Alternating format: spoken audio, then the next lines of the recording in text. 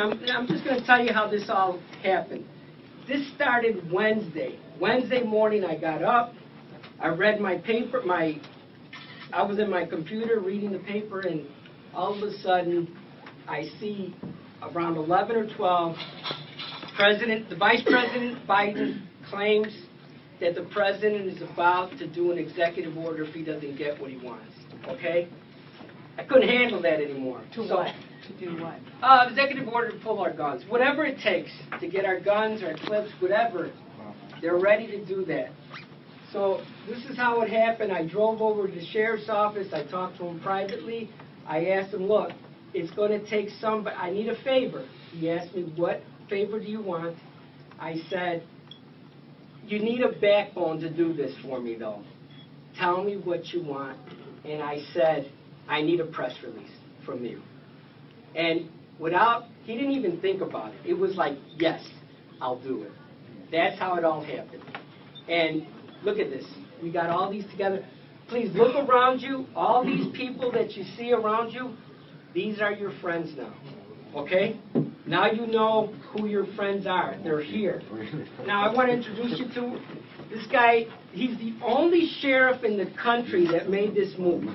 I looked in the internet, tried to find somebody else. He's the only one that said, I had enough.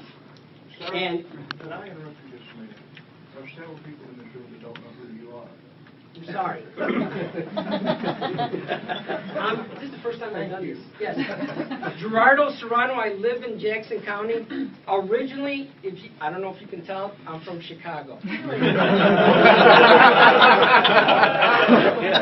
Sorry about that Obama thing. I didn't, no. It wasn't my fault, okay? So, I want to introduce you now to, is that okay? Are you satisfied? Just need to know your name. Yeah, I'm sorry about that. It's my fault. So I just want to introduce you to Sheriff Peyman. Please give a warm welcome to him.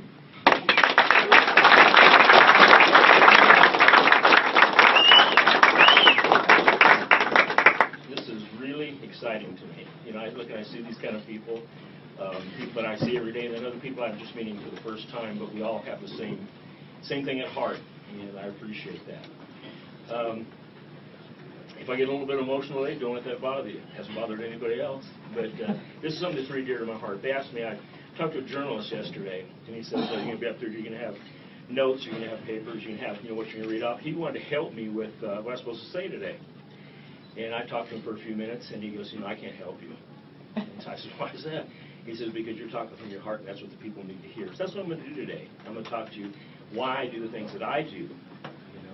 And you'll understand me very well when you leave here today, and why we're all still going to have our guns here in Jackson County.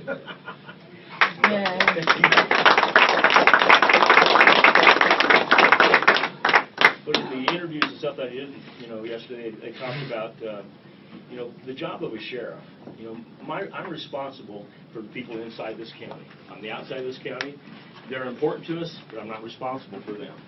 Their sheriff is going to have to stand up and make his own decision as to what he's going to do for his people. And I looked, and I couldn't justify if Obama passes this. It doesn't matter what he passes. The sheriff has more power than the federal people. They need to go back and study that. We're a commonwealth. I can ask the federal people to leave; they have to leave. I can ask state people to leave; they have to leave. What I'm saying is, this is our home. I'm an elected official, the highest elected official. From this point on, it's appointed by a government. It's appointed by somebody else. But this is the only opportunity that the people have to speak for themselves as to this is what we want. And so I take that very, very personal. They've entrusted me to make a decision for them. And so it's easy to say, well, Denny, how are you going to, we're going to pull these guns? And I said, you're never going to pull a gun from Jackson County. And he said, well, what do you mean? And I could tell the guy I was talking to was pretty much, he was a liberal, And so we got to talking, and I explained to him why. And I said, I live in the far end of a county, and I'm responsible for people that are on the other end of the county. Heisel is an area that's, it's real rural. There's not a lot of people around there, but those are our citizens that live there. And I said, it's funny. I said, they call me early in the morning, hey, look, I've got this. I drive, it takes me an hour, 45 minutes to an hour to get to that location. So what happens when my phone rings? I'm listening to an elderly person scared to death. They say I'm in Heisel. There's somebody kicking at my front door talking about coming in here and killing me. I say, stay on the phone, I'm coming your way. 45 minutes I get to listen to this guy, right? Would I rather have him have a cell phone in his hand or a firearm in his hand? Only thing I've ever told the people whenever I come to, when somebody's kicking and come in the front door, that's the only thing I ask, is I just have to listen to one side of the story. It's pretty easy. That person has no right to be coming through their front door at any hour, making demands, making threats, making anything. I can't get there quick enough to help those people. My best help to them is to let them keep their firearm. So that's how I can justify an elderly person keeping a firearm. I can justify a young person keeping a firearm. There's nobody I really don't understand that doesn't need to have one. You know, just like when we come into a group, I look at people and I know who packs and who doesn't pack. Some of them legally, some of them illegally. You know, but that's their right. The Second Amendment makes that very clear, and our forefathers made that very clear. Otherwise, they would have been so high on the amendment, it would have been down the list someplace. But it was so important to them. And you know, I look back today, and this is the part that's emotional to me, is I would be ashamed if one of them was in this room right now and having to listen to what we're having to talk about. I would be ashamed to have them sit here and listen to all the people that have given their lives for this right for us.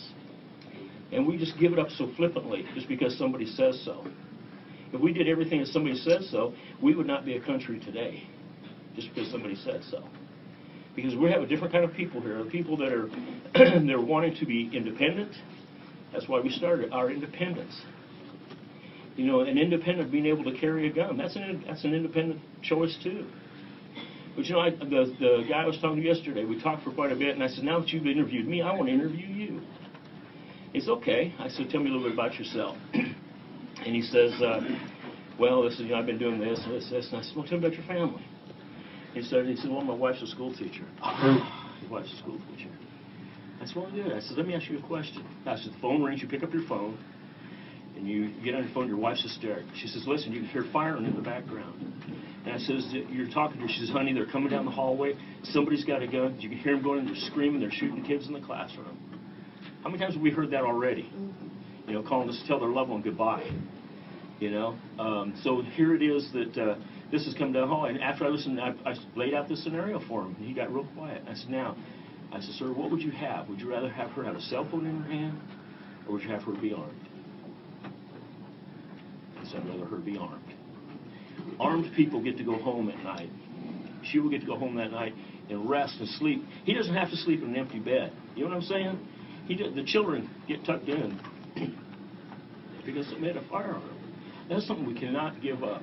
They've talked to me about everything from, you know, they tried to throw different things. Well, you know, we might as well legalize hand grenades. Well, if that's what you need for personal protection, well, I guess that's what you need to do.